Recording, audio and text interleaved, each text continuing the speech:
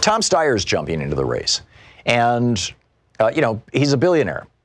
We're talking about Ross Perot. Ross Perot, we just, a fellow just called a few minutes ago who from Texas, who had Ross Perot's accent, in fact, and said that he worked with Ross Perot or worked with, the people who worked with Ross Perot. And he said, he was as good as his handshake was as good as a contract. What he said you could take to the bank.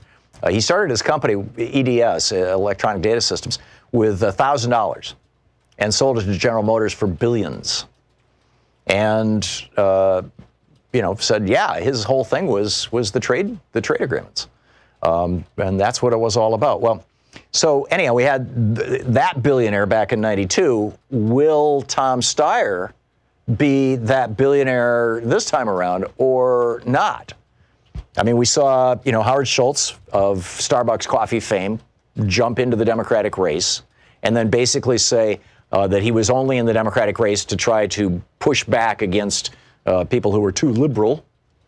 And pretty soon, the people who were too liberal got Howard Schultz out of the race. I mean, he couldn't take the heat. I don't honestly know what Tom Steyer's positions are, other than that he wants Trump impeached, which is a fine position, great starting point. But what does he think about Medicare for all? What does he think about a Green New Deal? What does he think about, free college? What does he think about, what's his plan for dealing with $1.5 trillion in student debt? Elizabeth Warren, Bernie Sanders, they both have plans for all of these things, as do many of the other candidates. What are you going to do about, can you undo or repeal the 2005 bankruptcy law that makes it illegal for people with college debt to repeal that in bankruptcy, for example? There's just, I don't know the answer to these questions with regard to Tom Steyer's position. And I'm not even sure, I think that there's so much blowback against billionaires that it might really bite him.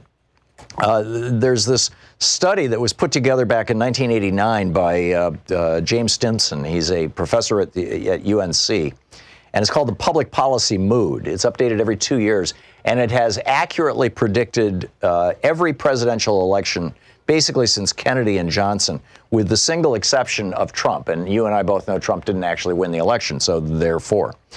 And he says that the current public mood on policies like taxation, government spending, environmental regulation, he said it's the most liberal, I'm quoting, he says the annual estimate for 2018 is the most liberal ever recorded in the 67-year history of the mood, higher than the previous high point of 1961. He said this is where the electorate is. It's like the time of Kennedy and Johnson. Voters are going to respond more warmly to policies from the left.